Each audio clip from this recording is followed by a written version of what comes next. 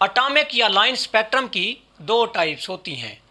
First, atomic emission spectrum and second, atomic absorption spectrum. मेरा नाम doctor Om Prakash Kumar है और आज हम पढ़ेंगे एटॉमिक स्पेक्ट्रम के बारे में।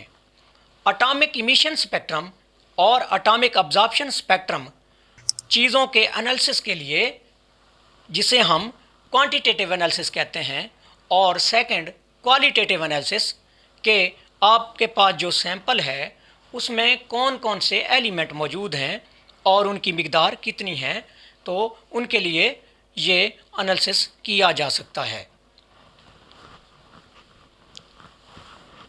एटॉमिक इमिशन स्पेक्ट्रम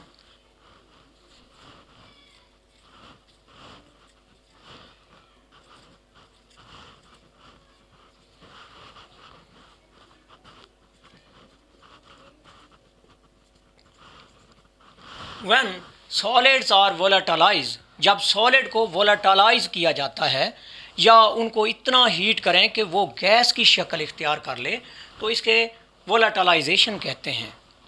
और there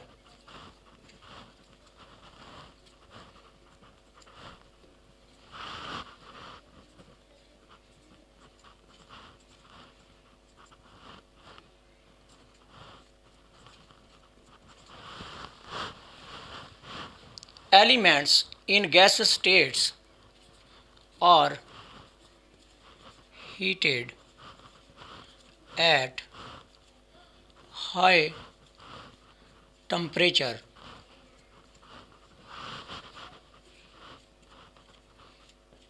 or subjected to electric discharge.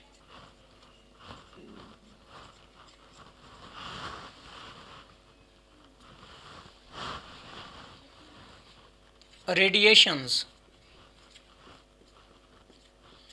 of certain wavelengths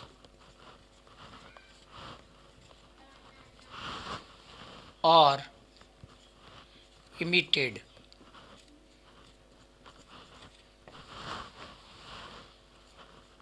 The spectrum of these radiations contained bright lines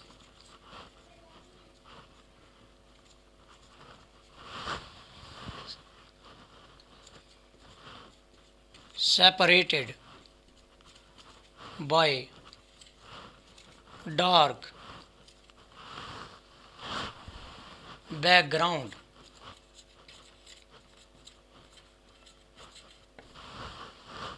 This type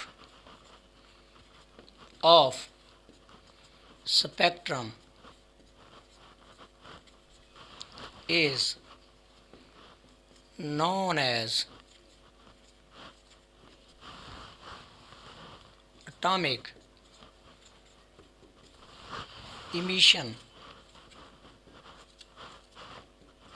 spectrum.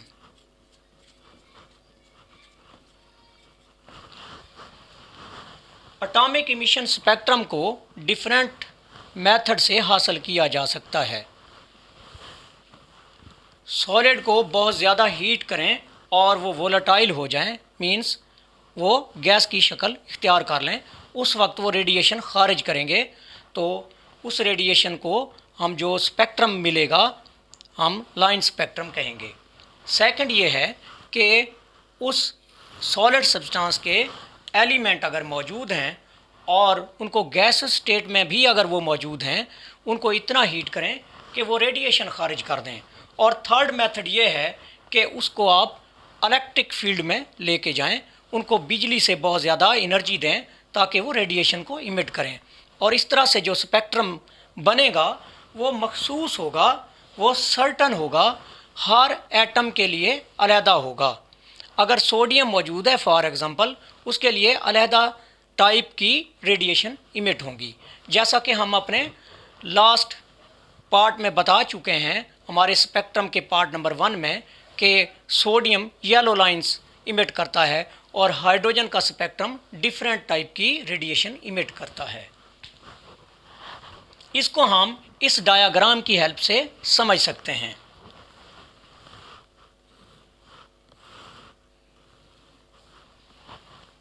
Atoms या मॉलिक्यूल्स को, जो कि एक सॉलिड या कोई गैस है, उसे इस सैंपल होल्डर के अंदर इनक्लोज्ड कर दिया गया है और इनको एनर्जी प्रोवाइड कर दी गई है और ये एनर्जी लेकर ये एटम्स या मॉलिक्यूल एक्साइटेड स्टेट में आ जाते हैं और एक्साइटेड स्टेट में ये अनस्टेबल है, जिसकी वजह से ये अपनी अब्जॉर्ब्ड एनर्जी को दोबारा रिलीज़ कर देते हैं। तो एनर्जी इज़ बीइंग इमिटेड और ये एनर्जी हम एक डिटेक्टर, जो कि एक इंस्ट्रूमेंट है, जैसा कि हमारा बॉडी टेम्परेचर मालूम करने के लिए थर्मामीटर यूज़ किया जाता है, की तरह का एक इंस्ट्रूमेंट है जो रेडिएशंस को मेजर करता है या उनको सेपरेट करता है या उनकी शनाख्त करता है। डिटेक्टर में गुजारने के बाद जो इमिशन स्पेक्ट्रम है उसका बैकग्राउंड डार्क होगा, तो ये डार्क बैकग्राउंड है और जो एलिमेंट या एटम रेडिएशन इमिट करते हैं वो ब्राइट लाइन की शक्ल में अपीयर होती हैं। तो ये ब्राइट लाइंस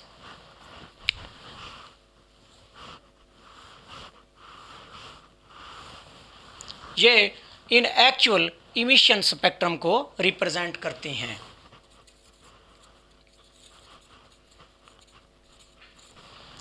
इन फर्दर हम इसे इस तरह भी समझ सकते हैं कि ये एटम, इसे हम फर्दर इस तरह भी समझ सकते हैं, ये एटम जिसका इलेक्ट्रॉनिक कन्फिग्रेशन कुछ इस तरह से है और ये हम सिर्फ एग्जांपल के लिए ले रहे हैं, इसका इलेक्ट्रॉन ग्राउंड स्टेट या जो न्यूक्लियस के करीब वाली स्टेट है उसमें पाया गया है और जब इसे एनर्जी दी जाती है तो ये electron suppose outermost shell या वैलेंस शेल के अंदर चला गया है। अब यहाँ पे ये अनस्टेबल है और इसकी पोटेंशियल एनर्जी बहुत ज़्यादा है और यहाँ पे अनस्टेबल होगा।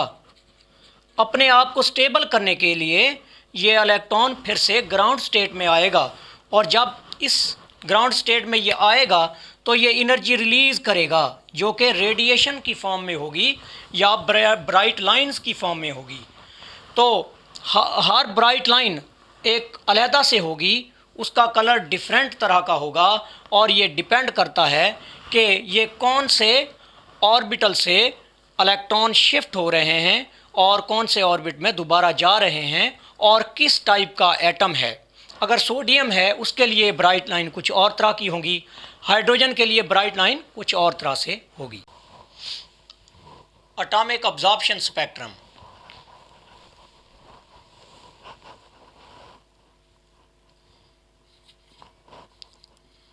When a beam of a white radiation is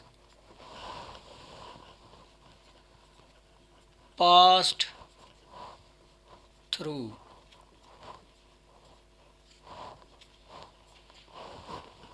sample of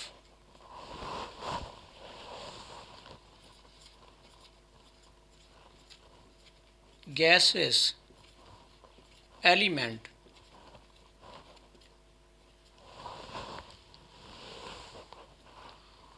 radiations of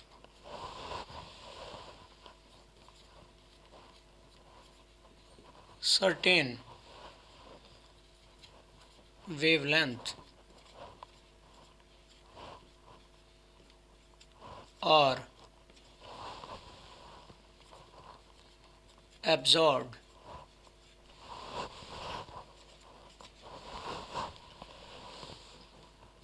while rest of the radiations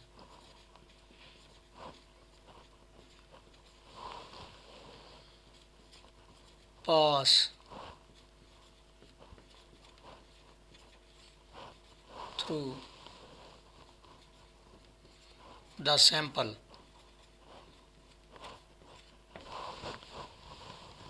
Spectrum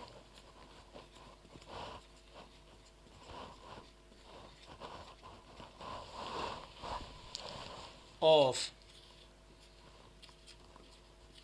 such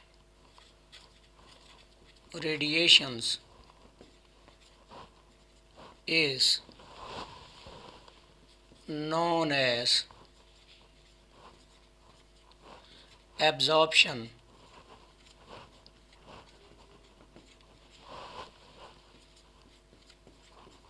spectrum.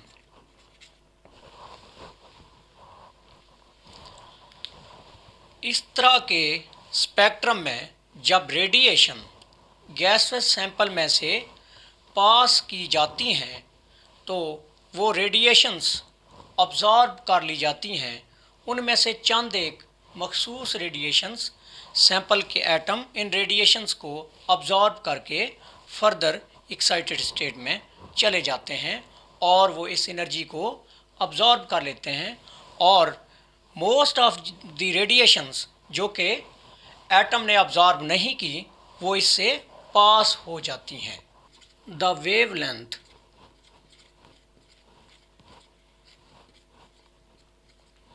Of the radiations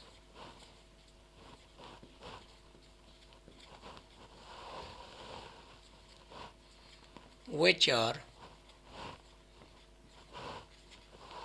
absorbed by the atoms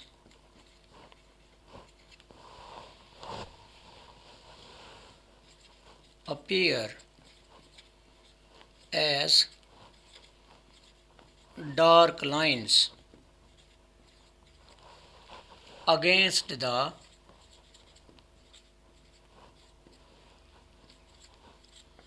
bright background.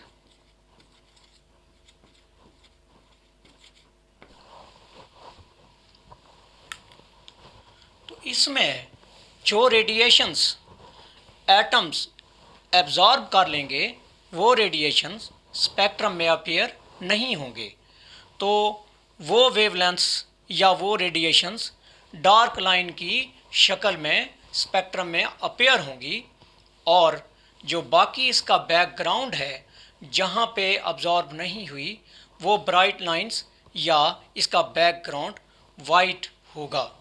ये ऐसा ही है जैसे किसी हम लाइट बल्ब के सामने कोई object ले आएँ तो उस ऑब्जेक्ट की जगह पे डार्क कलर अपीयर हो जाएगा और वहाँ पे रोशनी कट ऑफ हो जाएगी या गायब हो जाएगी।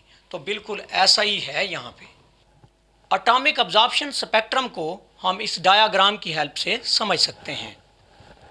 जब इलेक्ट्रोमैग्नेटिक रेडिएशन जो यहाँ पे विजिबल रेडिएशंस हैं उनको सैंपल में से पास करवाया जाता है तो सैंपल के जो एटम हैं वो इस एनर्जी को लेके एक्साइट हो जाते हैं और इस एनर्जी का कुछ हिस्सा अब्जॉर्ब कर लेते हैं और एक्साइटेड स्टेट में चले जाते हैं, जबकि रिमेनिंग पोर्शन जो है वो जब डिटेक्टर में से पास होता है तो स्पेक्ट्रम की फॉर्म में हमें आइडेंटिफिकेशन मिलती है या शनाख्त हो जाती है कि कौन सी वेवलेंथ अब्जॉर्ब कर ली है इस सैंपल के एटम्स ने।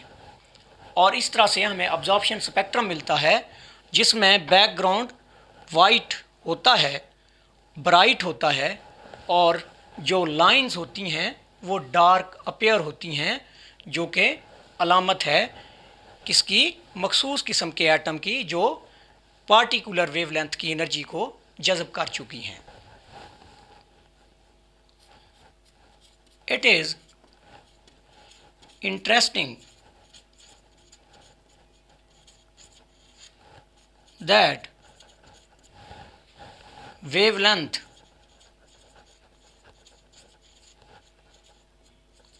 or positions appearing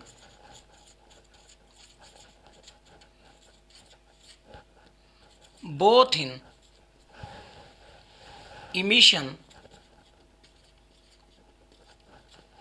and absorption spectrum are similar. In atomic emission spectrum, these lines appear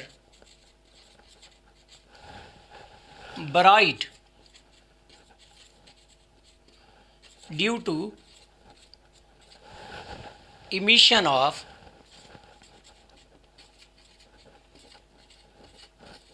radiation.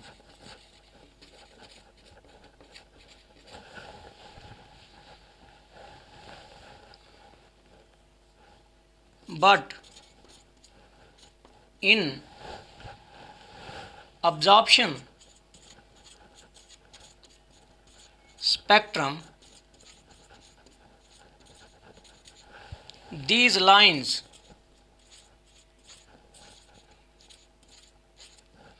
appear as dark but background is bright.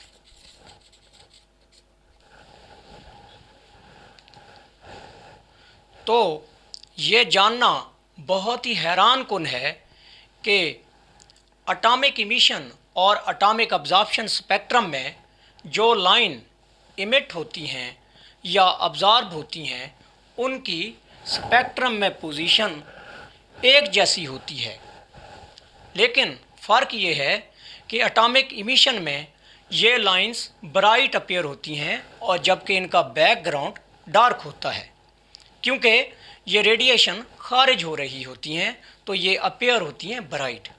On the other hand atomic absorption spectrum में ये lines dark appear होती हैं और इनका जो background है वो bright होता है क्योंकि ये रेडिएशन जज़्ब हो चुकी हैं। तो ये ऐसा ही है जैसे आप किसी जलते हुए बल्ब या लैंप के सामने कोई ऑब्जेक्ट खड़ा कर दें तो उसका साया बन जाएगा, वहाँ पे लाइट गायब हो जाएगी। और दूसरी तरफ इस तरह है जो इमिशन स्पेक्ट्रम में कि आपने किसी अंधेरे कमरे में बल्ब जला दिया और वहाँ रोशनी हो गई है क्योंकि वहाँ रेडिएशन इमिट हो रही है। Thank you for watching. Please subscribe my channel for more updates.